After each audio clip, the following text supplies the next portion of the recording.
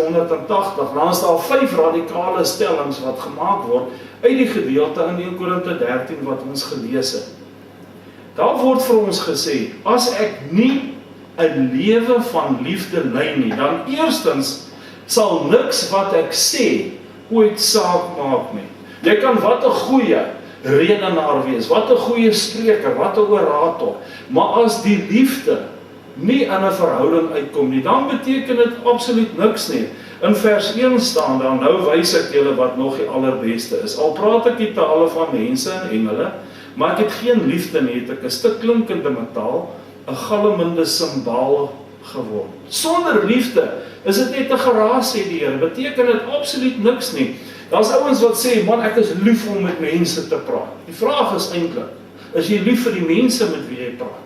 Dis die liefde wat die belangrike is. Die tweede ding is, sal niks wat ek weet saak maak. Nou, as ek nie 'n lewe van liefde lei nie, sal niks wat ek weet saak maak nie. Ek kan 'n akademiese briljante mens wees. Ek kan 'n wandelende Bybelse ensiklopedie wees. Ek kan alles weet van die Bybel.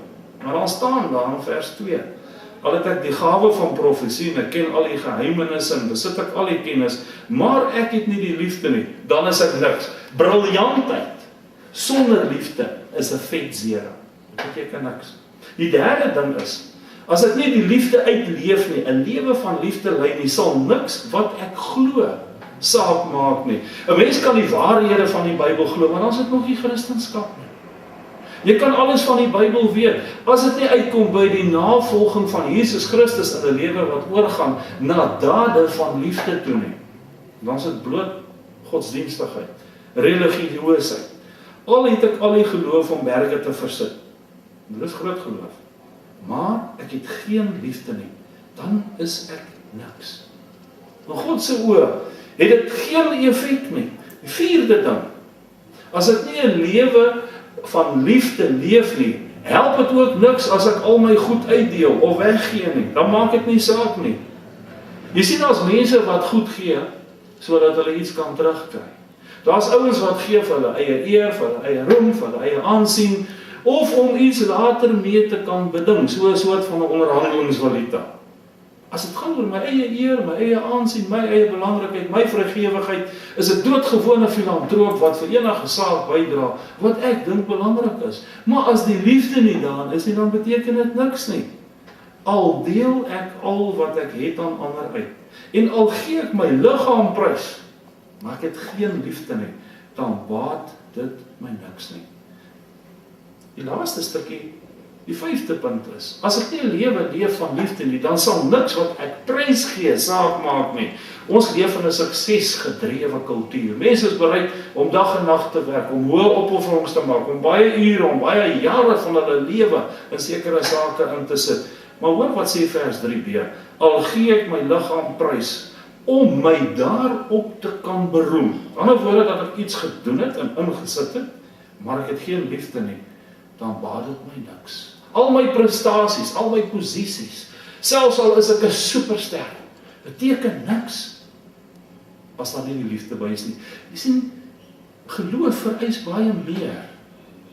Geloof vereis meer as dat ek 'n goeie redenaar is, dat ek 'n verskriklike gawe van geloof het, dat ek iemand is wat regtig kan glo, wat slim is, wat 'n genie is, wat 'n filantroop is, iemand wat dalk 'n superster is. Maar sonder die liefde beteken dit nie. Nou wil 'n ou vra, wat is liefde? Dis die volgende stukkie. Die eerste is, liefde is 'n bevel van God, en dit lees jy in Johannes 13 vers 37. Daar staan, ek gee julle 'n nuwe gebod, julle moet mekaar lief hê, soos ek julle lief het, moet julle ook mekaar lief hê. Onderstreep 'n bietjie daai moet. Dis 'n bevel. Verstaan jy, dis nie opsioneel nie, dis nie 'n keuse wat die Here jou gee as jy enige ekstra vrye tydsbesteding daaraan wil toewy nie. Hy vereis dit van ons. Hy sê, ek moet tyd maak, ek moet tyd vind om lief te hê, ek moet tyd skep. God sê, dis die belangrikste van jou hele lewe.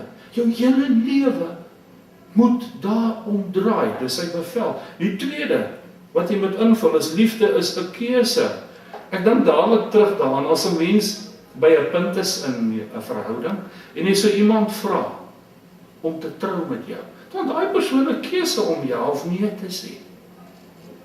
Dink 'n bietjie, hoe werk dit? As 'n ouer vir 'n seentjie sê, jy moet vir oom Gert lief wees. En die kind voel niks en dan gaan hy 10-1 sê, maar pappa, ek like nie eers oom Gert.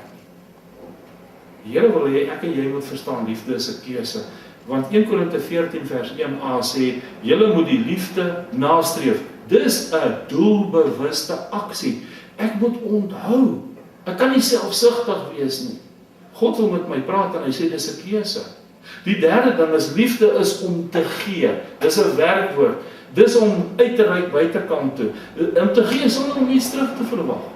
Ons hou nie daarvan nie. Ons hoor dit nie eers mooi nie. Dis om te gee sonder om iets terug te verwag. Liewe kinders, ons liefde moenie net woorde en lippetaal wees nie, maar moet met die daad bewys word en dan in opregtheid. Dade, opregtheid, oorgawe.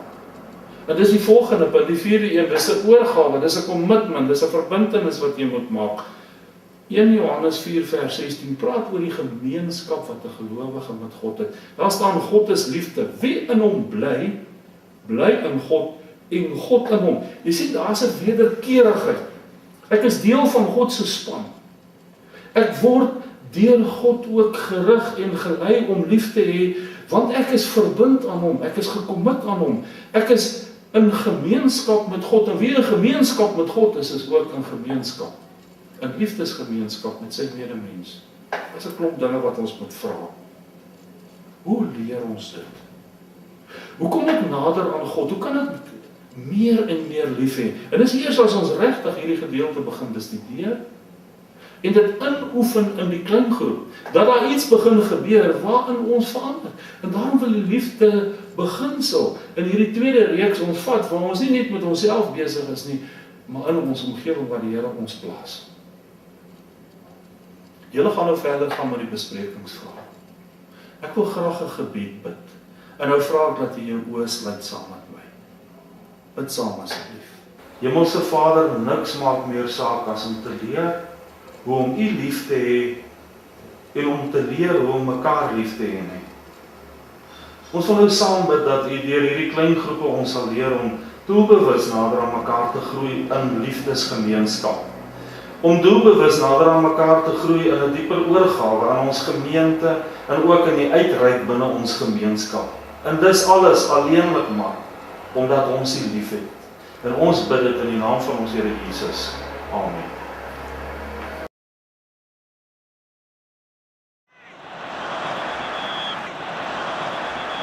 Een sakkie droe bok om syne samoesa, een serp en een hoedjie met een rooi sak, een pakkie peanuts, biltong en een maskerdel.